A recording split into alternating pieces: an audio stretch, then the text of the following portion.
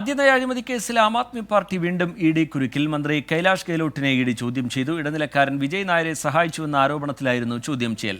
കെജ്രിവാളിന്റെ അറസ്റ്റിൽ പ്രതിഷേധിച്ചുള്ള ഇന്ത്യ സഖ്യത്തിന്റെ റാലി നാളെയാണ്.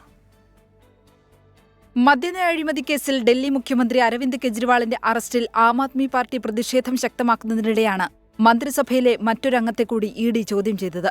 കേസിലെ ഇടനിലക്കാരനായി പ്രവർത്തിച്ച വിജയ് നായരെ സഹായിച്ചെന്നാണ് കൈലാഷ് ഗെഹ്ലോട്ടിനെതിരെ ഉയർന്ന ആരോപണം. ഡ്രാഫ്റ്റ് തയ്യാറാക്കിയ പാനലിന്റെ ഭാഗമായിരുന്നു കൈലാഷ് എന്നും ഇഡിക്ക് ലഭിച്ച വിവരം. കൈലാഷ് ഗെഹ്ലോട്ട് നിരന്തരം ഫോൺ നമ്പറുകൾ മാറ്റിയെന്നും ഇഡി വ്യക്തമാക്കി.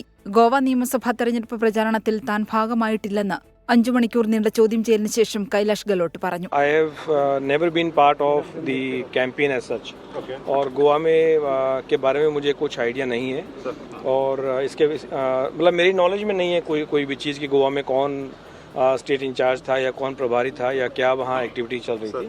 ഇഡിയുടെ കണ്ടെത്തൽ ആം ആദ്മി പാർട്ടിയെ കൂടുതൽ കുരുക്കിലാക്കുന്നതാണ്. മന്ത്രിസഭയിലെ മറ്റൊരംഗം കൂടി അറസ്റ്റിലേക്ക് കടന്നാൽ തെരഞ്ഞെടുപ്പ് അടുത്തിരിക്കെ പാർട്ടി പ്രതിസന്ധിയിലാകും.